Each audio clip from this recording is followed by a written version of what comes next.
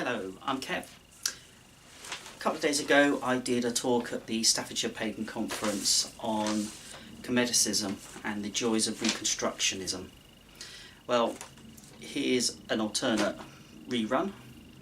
Hopefully I'll cover some of the things that I might actually have missed, because first on stage, first time with a microphone, it was a rough experience. It was throwing me quite a bit. So by the end of it, I realised actually I missed loads of stuff, and I'm probably going to miss loads of stuff now, but I actually wrote some stuff down this time, and to hopefully keep on track without a microphone bugging me. And of course I've got some extra bits that I didn't tag along and drag along to the talk, mainly because they're bulky or quite scary looking. But anyway, so this talk is on Kemeticism. Most of you probably already know that I'm a Kemetic practitioner, have been for a long time. So let's have a look at this and some of the excitement, highs and lows of the past few decades of following this path. Now, Kemeticism, the practice of Egyptian magic, Heka, the worship of the deities, is a very popular activity, path, although to some extent I find that highly unlikely around here. I'm not finding that many pagans to converse with, but at least Kemeticism and the legacy of the ancient Egyptians has endured across many paths. The influence is wide and varied, from personal practice all the way to established traditions and spiritual orders, magical orders. So it's inevitable that there'll be some adherence to proper Kemetic path, and mine started a very long time ago. And for those that haven't been following all the other little things that I do here on Second Life and on YouTube, and my books, Path Laid Bare. Yes, there's one. Hey! Got it. Hawthorne Howe Press. My first book, and that's the statue of my primary deity. And she will get a few mentions through this talk, because she's a pain in the backside, but I love her dearly. Oh look, there's actually even a painting I did of her over my shoulder, and the statue of her that actually appears on the book is just in front of me. And I have a scorpion around my neck. But anyway, we'll do a quick potted history of my particular experiences and development over the decades. So around the age of 5, 6, something like that, we moved house, and there was quite evident there was a ghost present, and I was and still am a very inquisitive person, so I interacted with it. The ghost or spirit, whatever it was certainly interested in my activities, whatever they were. Didn't know what, just tried to communicate in whatever way I could. It just felt the natural thing to do. So over the years, and let's think several years of that, I was also experiencing a variety of different psychic phenomenon.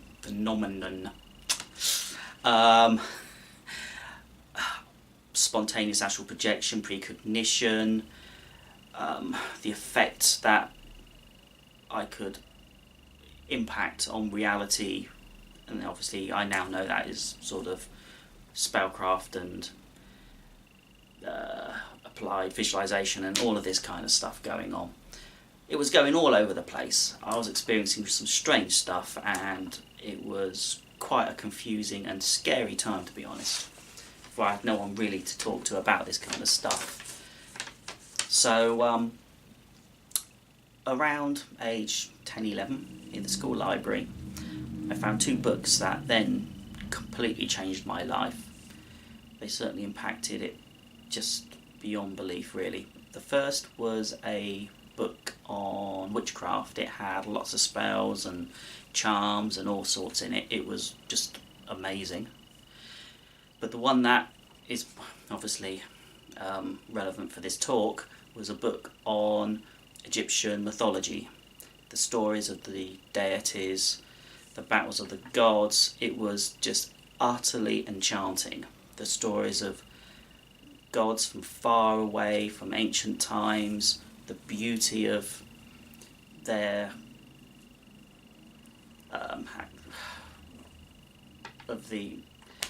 the whole storytelling. It was a beautiful book, and I really wish I'd kept hold of, at least, well, not kept the school book, that would have been wrong, but I found a similar book. It was beautiful, and I was totally hooked on Egyptian everything. So this was possibly late 70s, early 80s, and at that time, obviously, Tutmania was really rife in the UK. The Egyptian exhibit on Tutankhamun was in London. I was too young to even comprehend that was going on, but let alone go. So it was just everywhere. So a few years later, while sort of really exploring every facet I could of Egyptian mythology and their beliefs and all the mysticism and magic involved around every aspect of being an Egyptian person back then, I did sort of I sort of encountered the god Anubis, who's poking out behind me here. Not this particular statue, this was quite a recent one, but Anubis sort of became a influence. And this was my teenage years, so the dark, broody, awesome looking Anubis certainly drew my attention. Certainly even more so when I encountered the book, oh crikey, where is it? It's in there somewhere. The catalogue from the Tutankhamun exhibition. Excuse me, turning back. I must find it. Oh, here it is. Oh dear, I should have been a bit more prepared. Yes, here we go. The Tutankhamun. And so many beautiful photos in here. Let's get some of the obvious ones, the mask of Tutankhamun. But what really utterly got me, and that is a really amazing picture, but the picture that really blew me away was this, the statue of Salket that was round the canopic jars in the tomb. It was and still is the most beautiful piece of Egyptian art I have ever seen a photo of.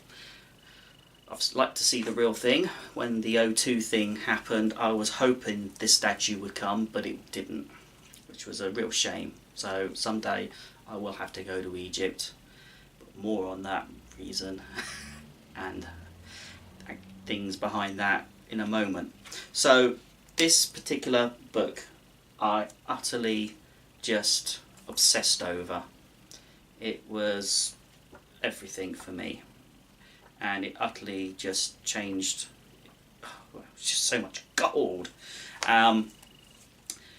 But the statue of Salket was what really caught my attention. I don't know why, until a few years later when I started to, left school, started to explore the outside world, got access to books on the occult, witchcraft and whatever I could find, which isn't great round down here in the southeast. At that time it was hard. So I was going through a huge process of spiritual development, and Egypt and being a part of Egypt was in my blood, and I don't know what, it just consumed me. Then a few things happened, and I can never quite remember the sequence of the events. And most of those events, pick up my book, Path Laid Bare, for the gory details on all this. But what did occur was the fact that this book and this ghost that had been around consistently for almost a decade were one in the same. It just snapped, and things happened, and that realization that there was this spiritual presence really fascinated in me. I was completely consumed by this image of this particular deity, and they are one in the same. And at that moment my life really changed and rocketed forward, and I thought, okay, I am going to follow or work with this goddess, and we'll see where it goes. Now, lots of things happened.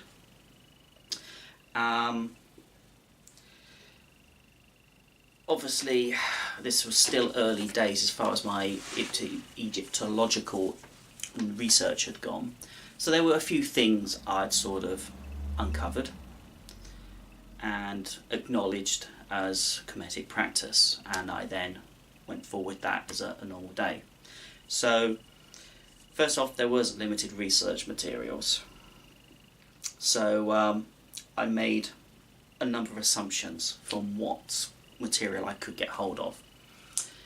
The fact that Salket is an obscure goddess, she's not a mainstream, most would, if they were openly going into Kemeticism, would say, oh, let's work with Isis or Bast or Hathor and all these usual, and like Anubis and so on. We'll go, yeah, no problem, loads of material on those, job done, we know where we're going. But this lady, there wasn't much, and it became quite clear very quickly that I have no idea who she is or anything. Yep, there were some obviously big things. The scorpion mace head of the King Scorpion, early dynastic, and she appeared on there. And bits and pieces, and obviously in the Tutankhamun tomb she was, this was the other end, around 1300 BCE, whereas Scorpion King head mace is early dynastic. A long history, but on the edge, very little. So I picked up the fact there was no mainstream religious practice revolved around her, no serious cult centres, no central temples. She didn't really have the priesthoods, and it was all this. It was pretty depressing, to be honest, to think that I have a goddess here that's wanting attention from me for whatever reason, and I can't give it because I have no reference to what is she likes. Now that obviously then begged the question of why don't I just explore myself, and that's what I did. So alongside the lack of locations and temples and so on, festivals, couldn't find any. So I thought, okay, she obviously had no special day, whereas all the other gods had days, constant days after them, and lots of stuff going on. Egyptians like constant party animals, they must have been. So, okay, got that. I can accept that. I will just go with what our connection is and accept that. So another thing that came up was the ritual purity. Very basic research into home sort of spiritual practice versus the major temple state religion or state sponsored practice of public religious worship of the deities. There were two completely different things. In the home, a small altar, you just get on with it. Whereas the state stuff, be very flamboyant, rituals, loads of people, all huge processions all over the place, and it was a glorious thing to probably witness, until the moment the priests would make connection with the deity, which would be an inner sanctum away from public view. But for that, ritual purity was a crucial aspect. Completely shaved to remove any possibility of lice and all this kind of stuff. Constant bathing, natural salt, strict diets. It was quite a harsh thing to do, and I quite realised that would be pretty hard to achieve on a regular basis in society now, to shave all my hair and to be that ritually pure on a regular basis. No, so I pushed that aside. So it sort of became of, well, how can I make this connection with deity, with this goddess? And that our communications were becoming quite easier by now. Still not perfect, but the inspiration came to use my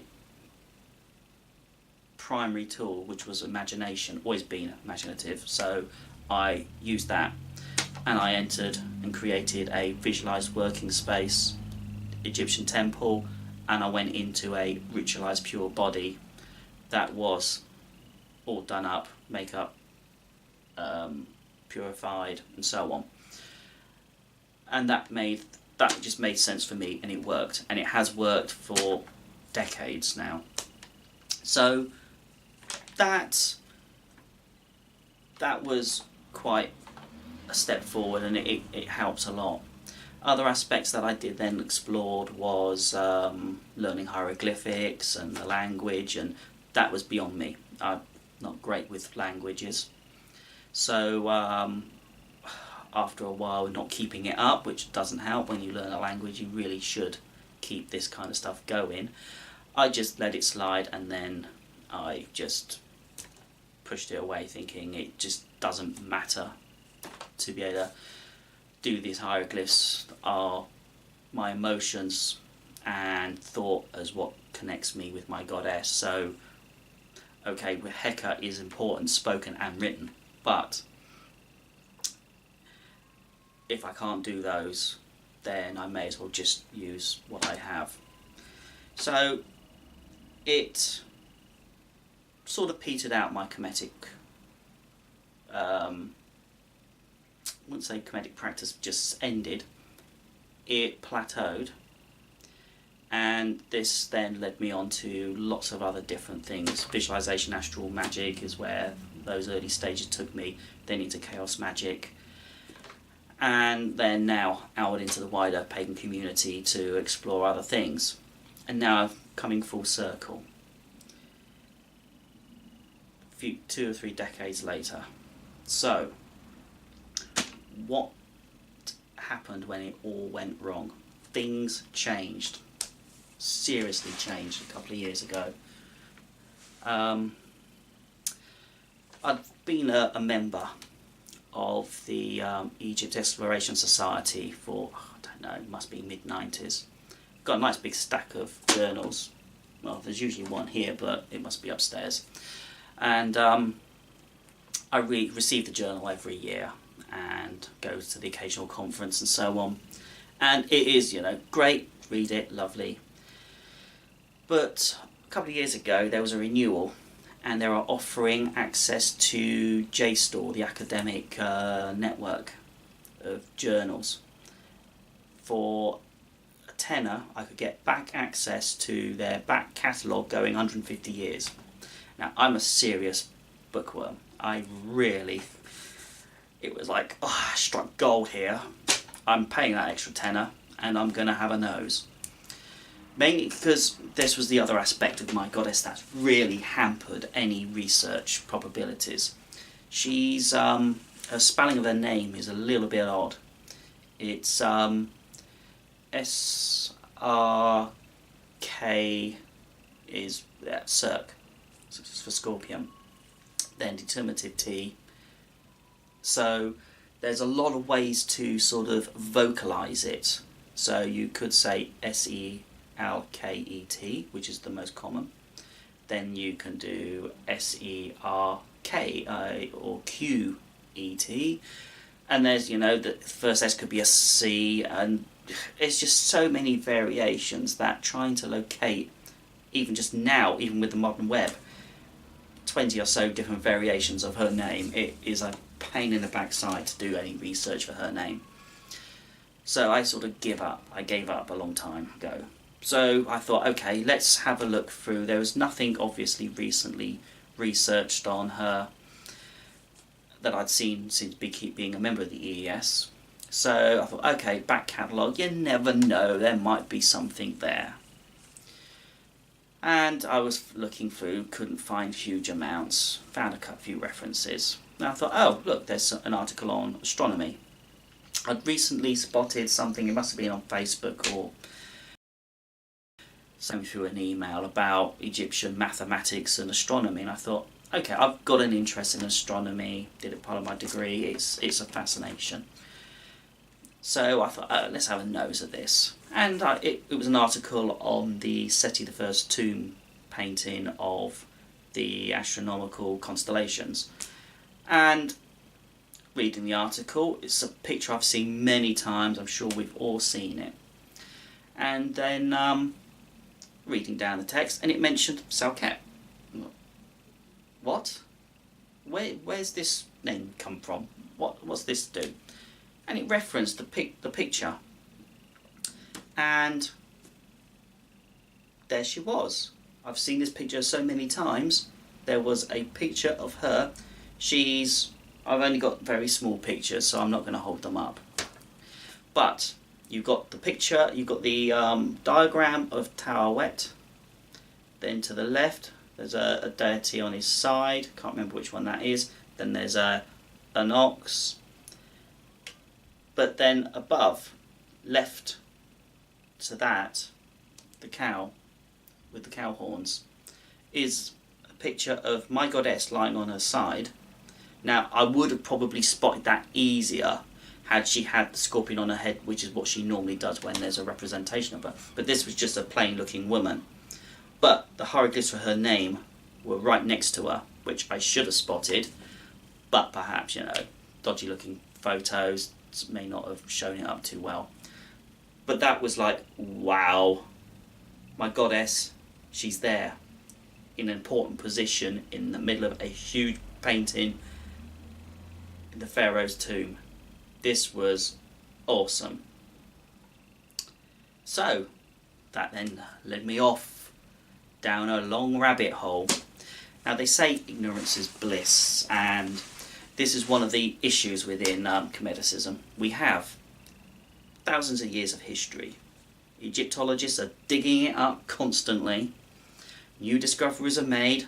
Old discoveries are being rediscovered because people have mislaid them in the museums. New reinterpretations. Egyptologists conflicting against one another, and new ideas come out. We are the lucky ones. Out of all the pagan paths, I would say we have the best and most information because those ancient people wrote it down in detail. We've got letters going back for just random court cases and so on. We've got a lot of material. Unfortunately, we have too much material for anyone to actually ingest and grasp, and because of the time spans involved, people and that civilization changed. So it is too overwhelming. And yep, I'd noticed there was one reference to my goddess on the pyramid texts, a place called Pisalkis, which was mentioned throughout the pyramid text, and I couldn't really find out huge amounts about it, so I just let that slide. As you do, I can't find reference, I'm not going to go down there and explore further if I have got a dead end. So I thought, okay, time to, this is a revelation here.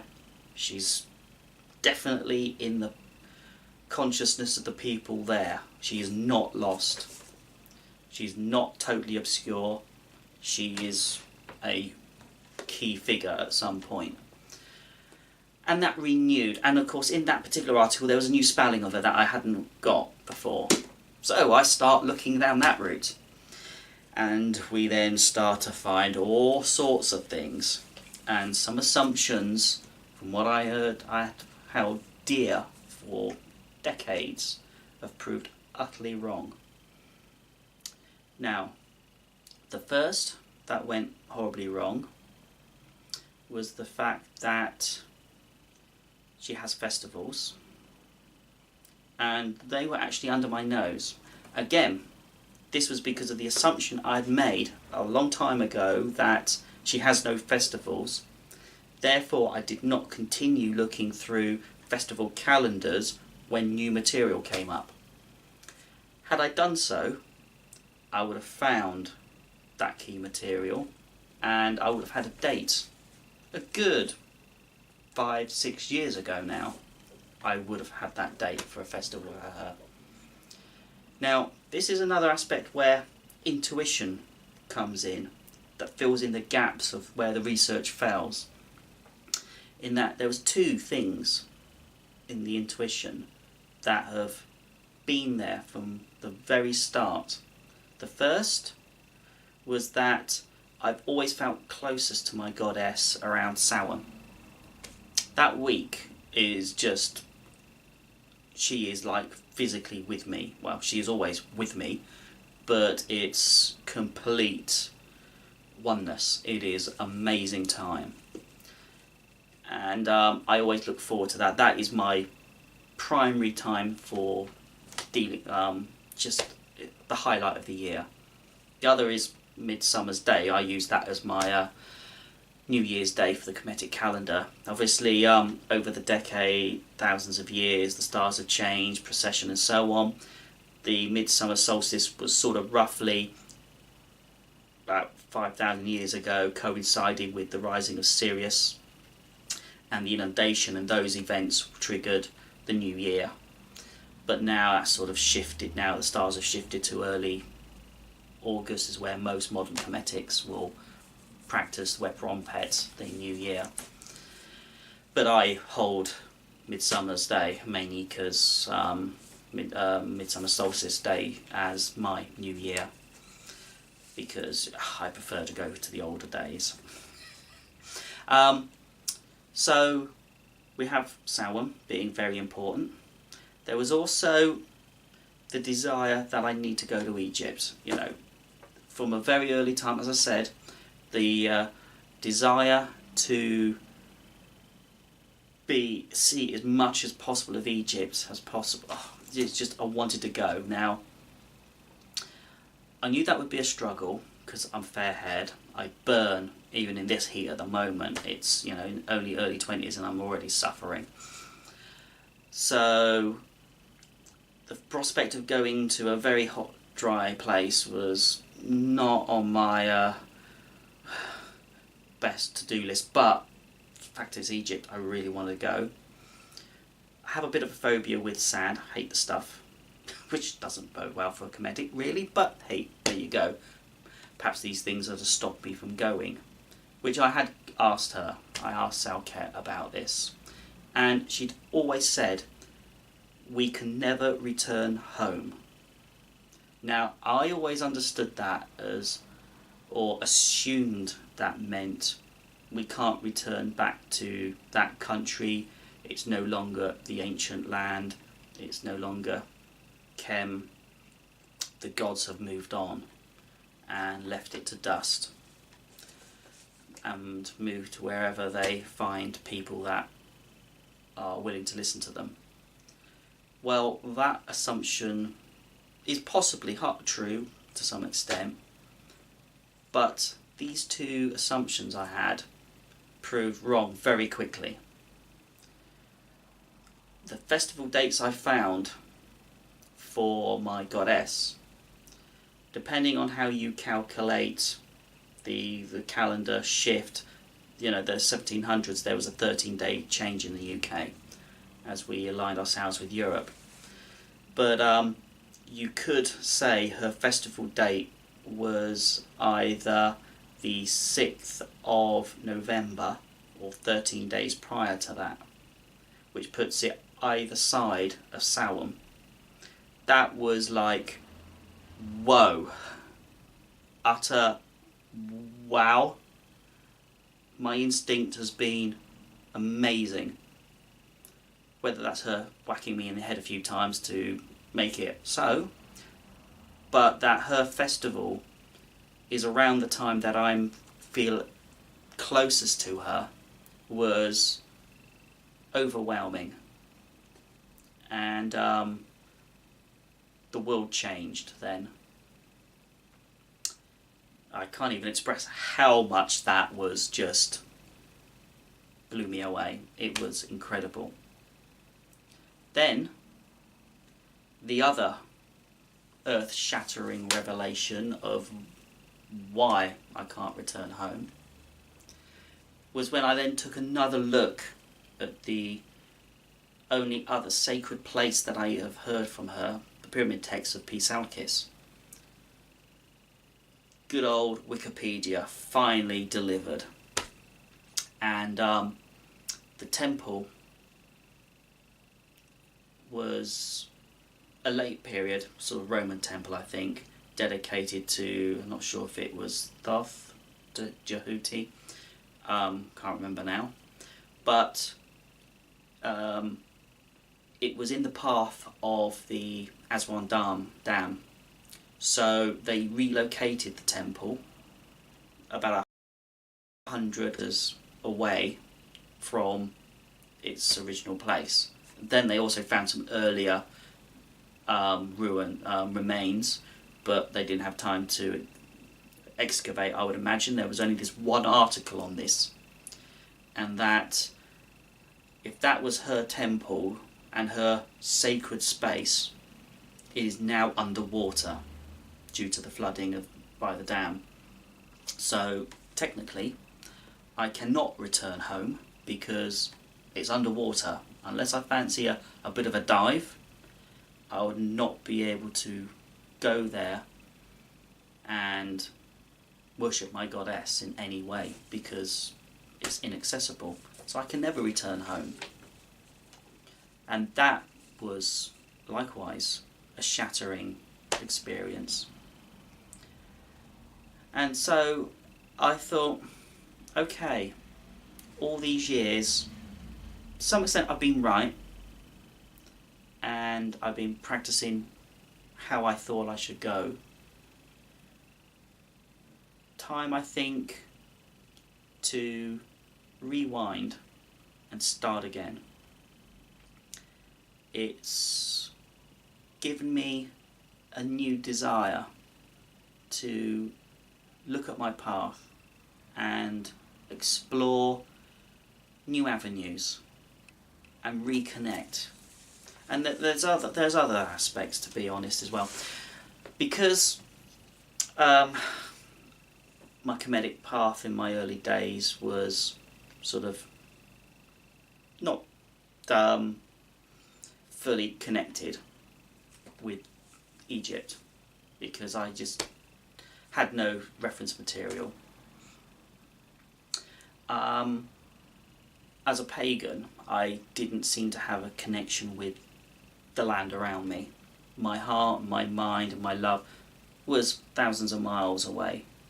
So, apart from the sea here, my connection with the world around me was just not happening. Which, when I then ventured out into the greater pagan community, that became quite apparent that, you know, the love of the land and so on was something I was lacking. Now I've been living in Dover for about, I don't know, was it 15, 18 years, something like that. I've started to, well, I realise this is where I'm going to be for the rest of my life. I don't think I'm going to move ever again. I can't bear to be away from the sea, for one thing. Always been on the coast. But I love this place, and it's going to be the connection I now have, and I'm now ready to make a commitment to the land around me. So I've had to sort of do an aspect of what the ancient Egyptians were always trying to do, was turn the world around them, the sky, the spiritual world, into this world. So for me now, this Dover Valley, we've got a very small river, and when I say river, it's not particularly big, not very wide river, but it's a beautiful river, very fresh, and it's fed from some streams a few miles inland, from springs, natural around in the chalk cliffs, in the chalk hills. So I've made this river my Nile, and the green that's all around this valley is what the Nile was to the Egyptians. Now, this is going to be what's in here, and in here is this connection. So, as the basis, I've been out exploring nature. I've been exploring this back catalogue to find other things that sort of perked my interest over the years. One was the I can't remember how it sort of started, but I think it was part of the Anubis connection, early Anubis connection. I was fascinated by the Odode, the ancient gods of the creation, and because of the sea here, I sort of picked up the primeval ocean of Nun, is where the world was created, and that sort of fed into a lot of my visualization stuff. More of that is on some of these other YouTube things. You might want to pick up the guided working one. That is where I talk about this particular aspect. But so I've got an interest in the primeval creation stuff of Egyptian mythology, and the sea being a very important aspect to that. So the sea and the river has always been a useful part to me. I then found in one of the EES journals an article on a festival called the 10 Dead Deities of Dendera. Quite a tongue twister, but it was about the 10 dead deities. They were sort of acknowledged at the Temple of Dendera for Hathor and the Horus Temple of Edfu that were paired together. And they couldn't even agree on the dates that this festival occurred, but it was a nice, great article, in-depth article about the differences and what's in common between these two temples. And it sort of just rang. I thought, you know, this is the kind of stuff I really lack. Now, I have discovered this Festival of My Goddess now. I have no idea what the festival was for, because unlike, you know, most of the festivals on these temple calendars that appear were just named, you know, Festival of Hathor, Festival of Osiris. You might get a few clues about what else is going on. For example, there's the Festival of chewing onions for Bast. Now, I've got an interest in Hathor, so an aspect of Hathor is Bast, and that one actually happens to fall on my birthday. So I thought, okay, I'm going to embrace a real Kemetic commitment here. I'm going to create a load of festivals because they were lacking, and you know, I don't connect with the sort of this Wheel of the Year stuff. You know, I've mentioned Samhain time, but as we now know, it isn't Samhain specifically that I was connecting with. It's the intuition that my primary goddess had festivals around there. And Midsummer. Beltane's a different thing in Imbolc as well. I've talked about those at other times. So I thought, okay, well, we'll go and try and embrace a Kemetic calendar. Now, there's so many festivals. Every day there could be a festival. So I thought I'd pick just a few deities that I've got a connection with. Okay, my goddess, obviously. Hathor, I've got quite a strong connection with at the moment. Dahuti, Thoth behind me, Anubis, and there's a few of these Aeneid ones, the Aeneid and Odode stuff. And this, obviously, this 10 Dead Deity one, really thought this was the key one.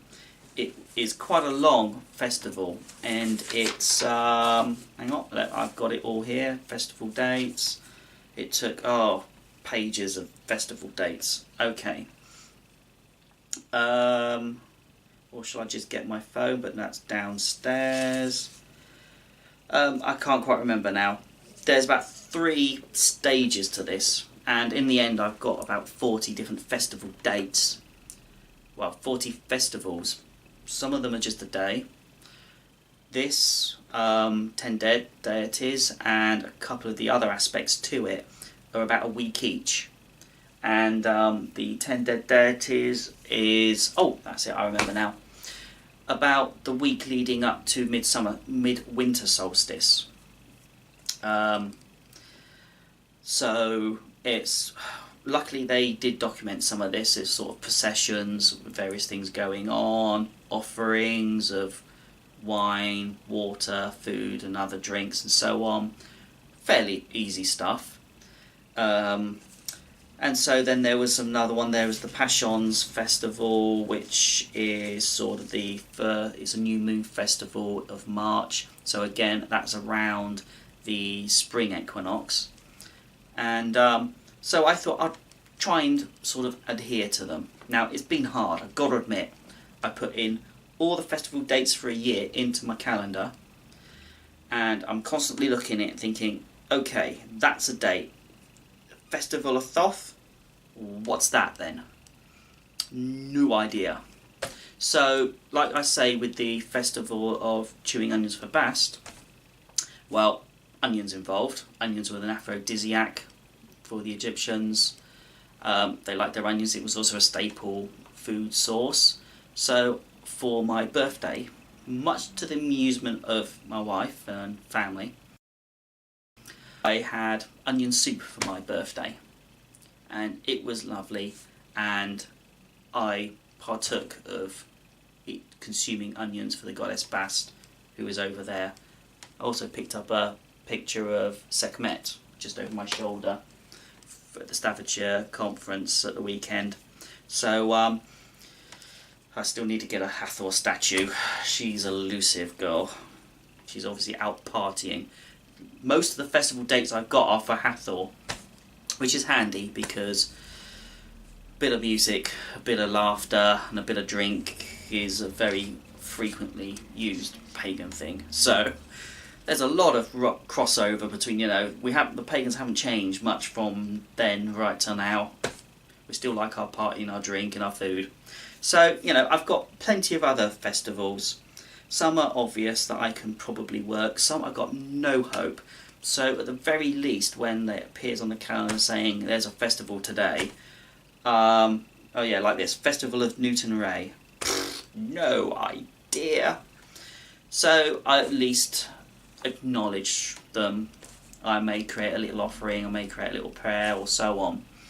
So the only thing that I sort of do on a regular basis is a call to the sun, to Ra, every morning on my way to work. When I go up past the Dover Castle, I'm heading east.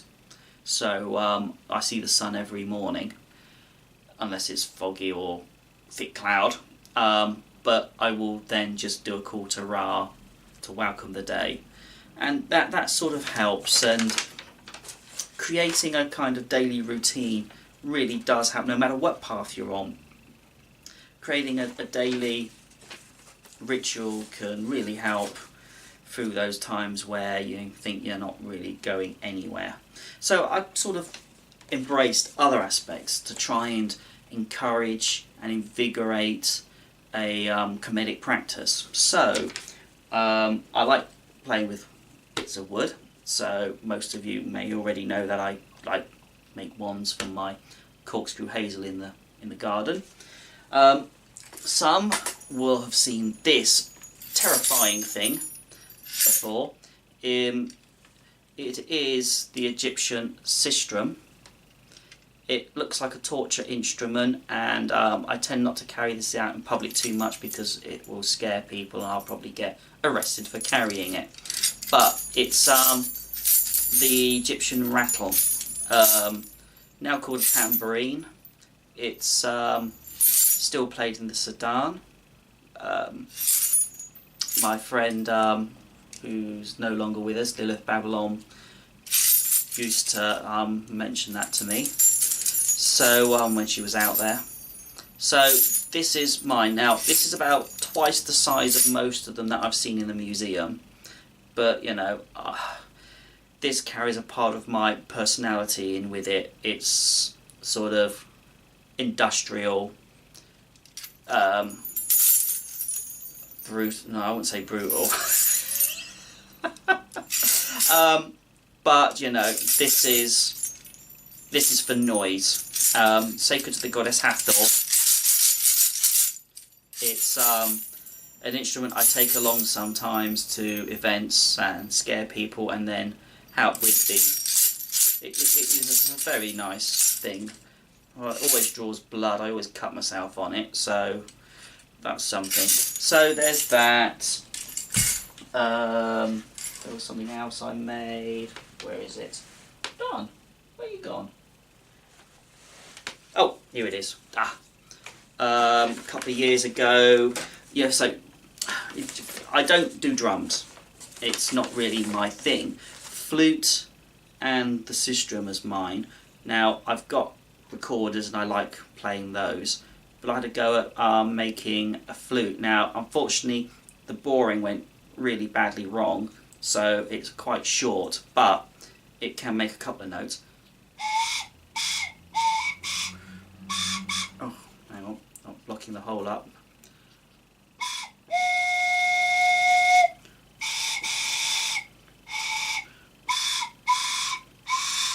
Yeah.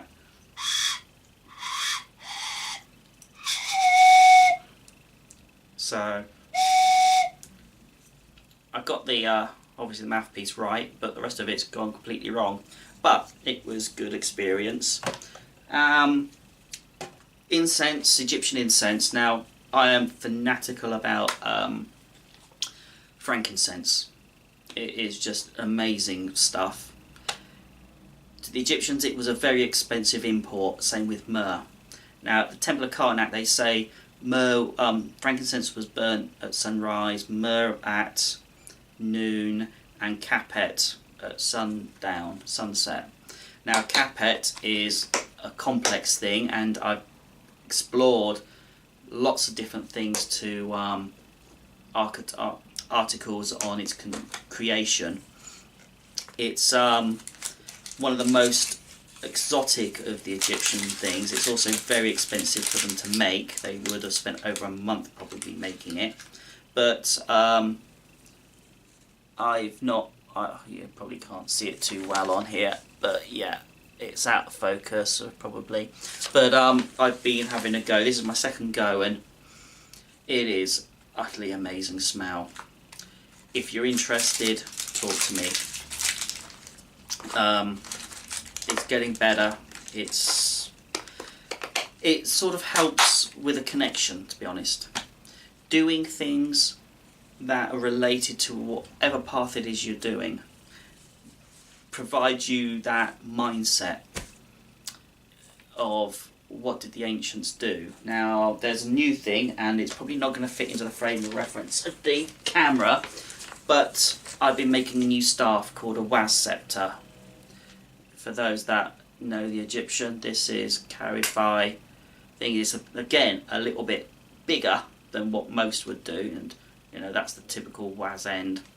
So this is yet to be born. I name all my tools, so this has a name which I'm not going to mention yet, and I've got a couple of ones which I use. But I'm not going to say their names yet.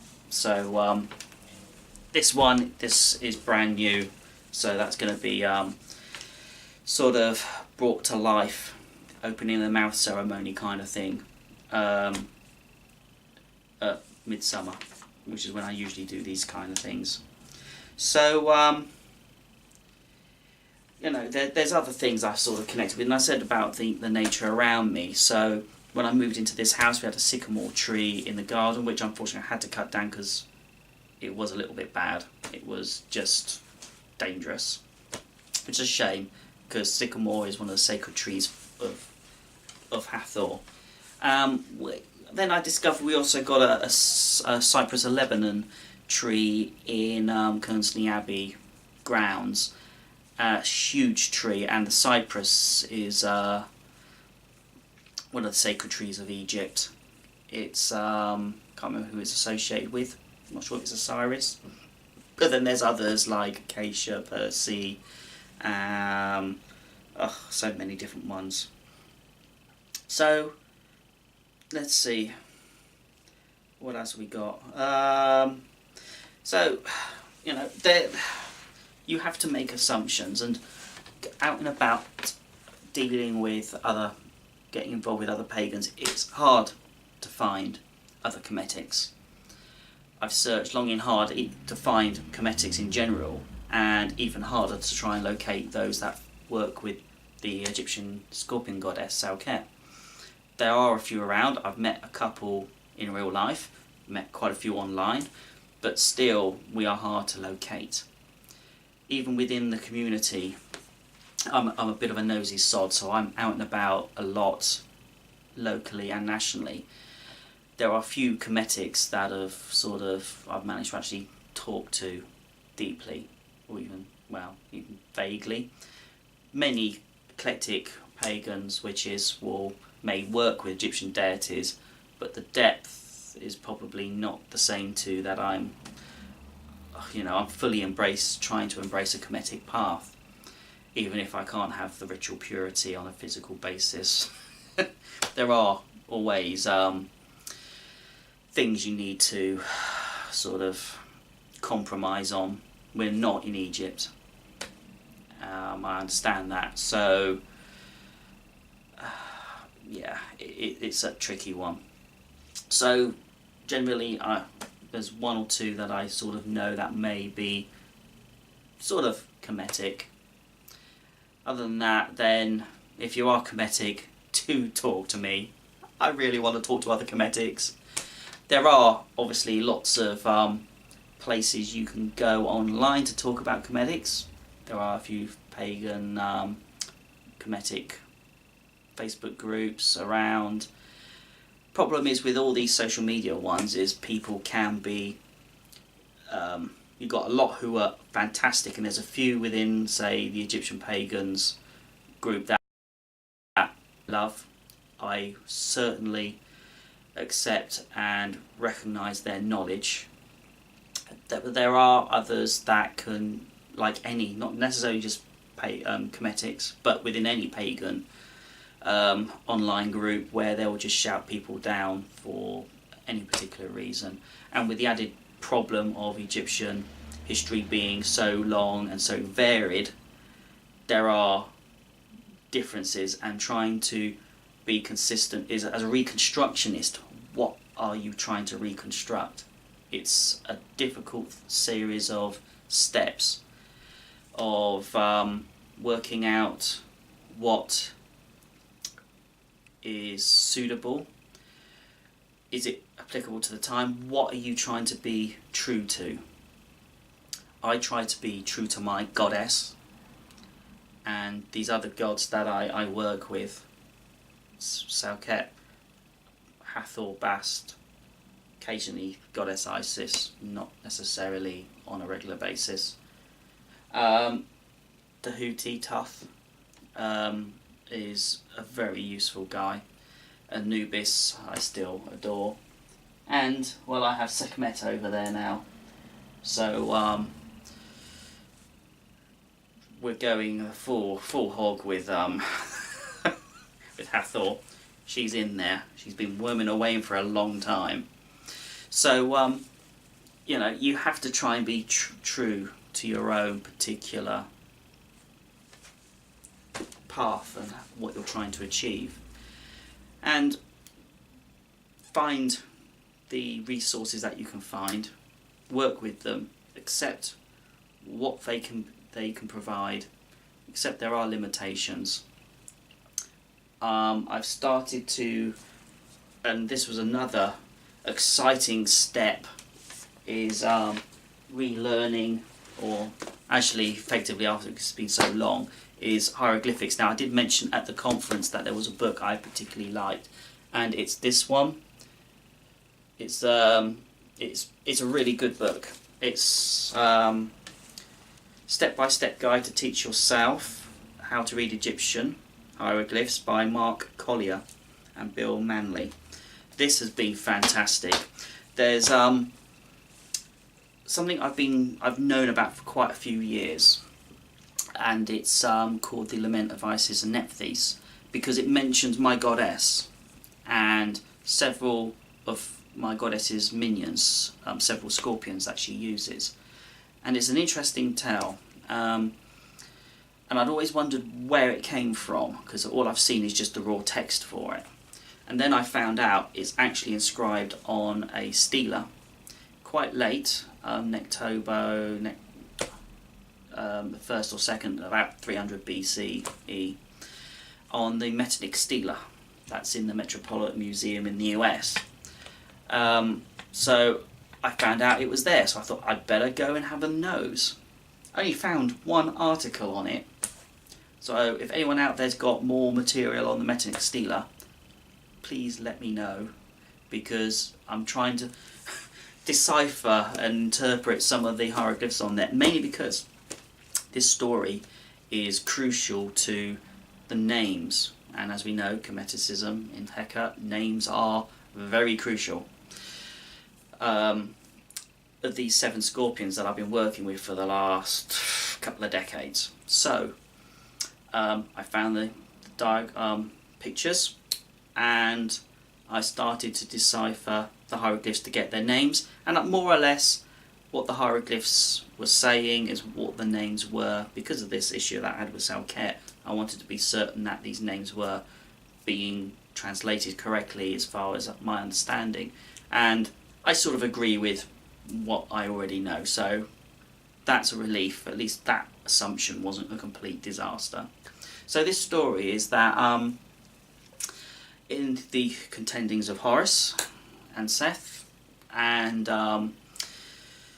Horus as the child was in hiding in a dangerous marsh, protected by, can't remember who, but it was under protection of someone, to keep him away from his murderous uncle Seth.